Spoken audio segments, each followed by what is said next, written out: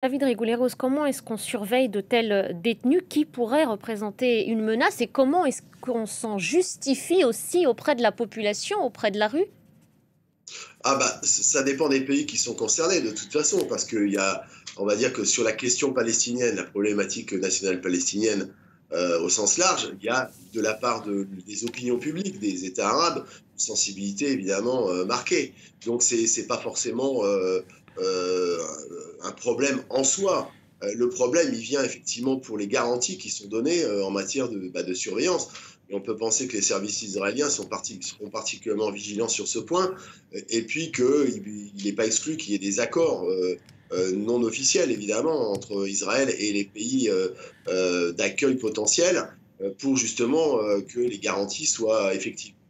Quel type d'accord? Il y a aussi un processus déjà de normalisation qui a été engagé, acté avec plusieurs, je pense là aux accords d'Abraham. Est-ce que le fait, en tous les cas, si ces États accueillent ces prisonniers, est-ce que ça peut peser dans la balance pour la poursuite de cet accord, pour l'étape d'après, celle de la reconstruction de l'enclave, l'étape d'après encore, celle de la reconnaissance d'un État palestinien? Ou est-ce On que en est c'est très trop loin, loin? Ouais. très très loin, hein. Même de la troisième étape, puisque à cet égard, le président Donald Trump, qui pourtant est en général d'un optimisme déclaré, a évoqué le fait qu'il avait quand même des doutes sur la pleine réalisation de la deuxième, encore plus de la troisième étape.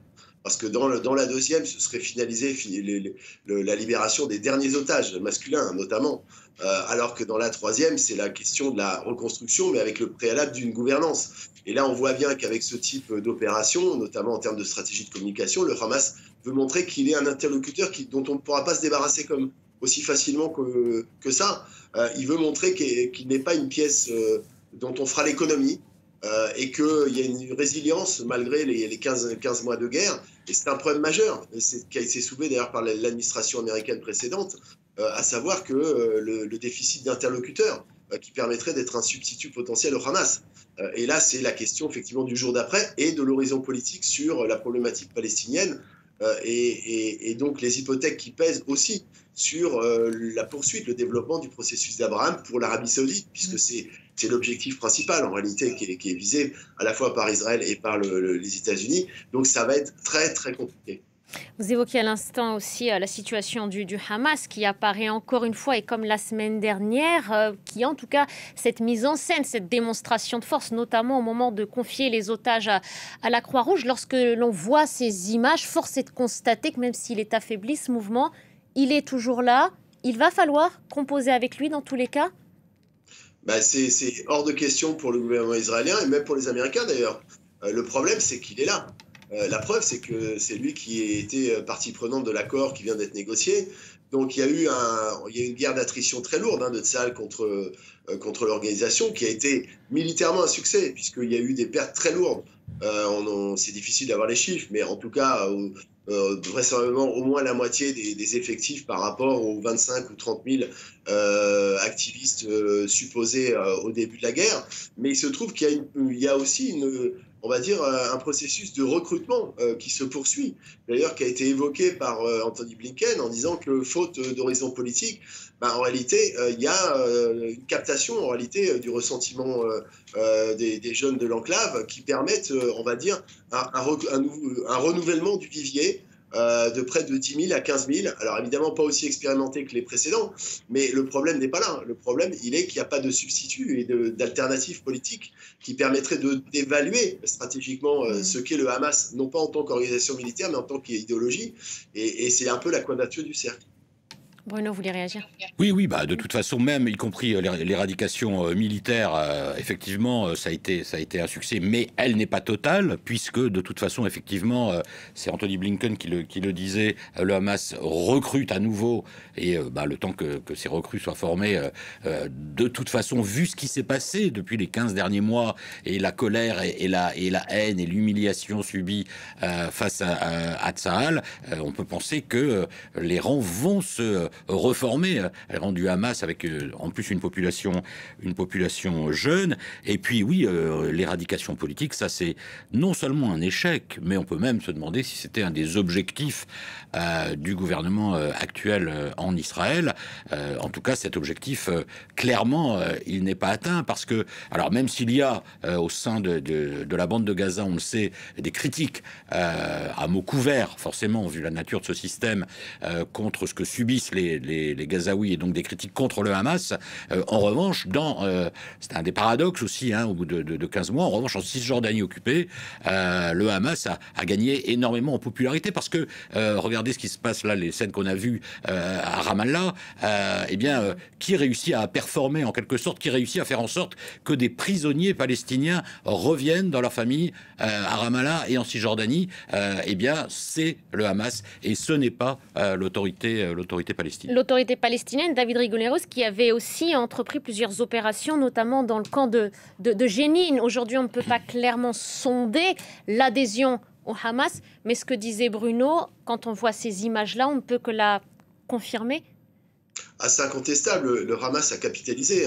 Il a capitalisé de manière inversement proportionnelle à la dévaluation de la légitimité de l'autorité palestinienne.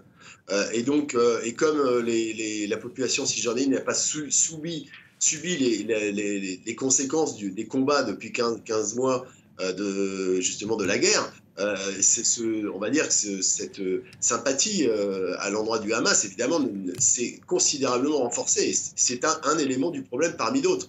Et vous évoquiez les opérations militaires sur Jénine. Effectivement, initialement, c'était plutôt les forces de l'autorité palestinienne. Mais comme elles sont déconsidérées, de toute façon, Tsahal a estimé que c'était à elle d'investir les camps avec une stratégie brutale, c'est-à-dire une déclinaison dans Cisjordanie, avec un rétexte, retour sur l'expérience en termes tactiques et stratégiques, pour lutter contre les groupes armés qui sont de plus en plus actifs en Cisjordanie. Et où est-ce qu'on en est aujourd'hui entre la composition de la branche militaire à Gaza du Hamas, on la voit, la branche politique, quelle est la hiérarchie, quel est l'ordre de commandement entre l'une et l'autre? Est-ce que ça, on peut le définir avec plus de précision?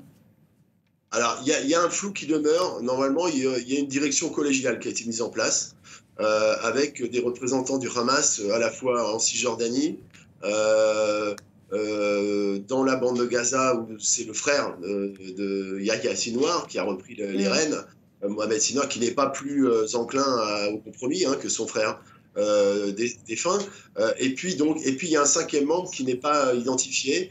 Globalement, c'est une direction collégiale, probablement aussi pour éviter un ciblage personnalisé d'une seule tête, et qui articule en réalité effectivement de plus en plus les fronts, à la fois en Cisjordanie et à Gaza. Donc il y a une supervision politique qui demeure, même si elle est un peu relâchée par rapport aux contraintes militaires actuelles. Elle demeure de toute façon. Pour revenir à cette trêve toujours en vigueur, fragile, mais qui tient toujours, Bruno, en quoi elle peut profiter au Hamas? Certaines voix s'étaient élevées au sein du gouvernement israélien pour dire justement que c'était une pause qui permettrait au mouvement islamiste de se reconstituer, de se refaire. Est-ce que oui, ils sont toujours persuadés de cet argument. Et c'est l'autre problème de Benyamin Netanyahou, qui doit sa survie politique aussi à ses ministres d'extrême droite. On l'a dit et répété, notamment M. Smotrich et Ben Gvir. Donc il y en a un, Ben Gvir, il a quitté le gouvernement, donc maintenant c'est une forme de soutien sans participation. Et l'autre, Smotrich, en fait, il dit, pour faire simple, il dit, ok pour la première phase, mais dès que la première phase est terminée, c'est-à-dire donc fin février, on reprend. Il faut absolument que l'armée israélienne reprenne ses opérations à Gaza. Or, il faut rappeler quand même concernant la libération des otages israéliens que là, dans cette première phase, on en est à 33, et que la deuxième phase, ça doit concerner 66 otages. Donc en fait, là, on est sur, au goutte à goutte jusqu'au 24 février, un tiers des otages, et quid des 2 tiers restants. Donc vous imaginez, pour les familles des otages, c'est véritablement un supplice chinois, vu cette donne politique. David Rigoleros, une toute dernière question avant de vous libérer. On est concentré, et tous les regards sont bien évidemment tournés vers Gaza, vers cet échange de prisonniers.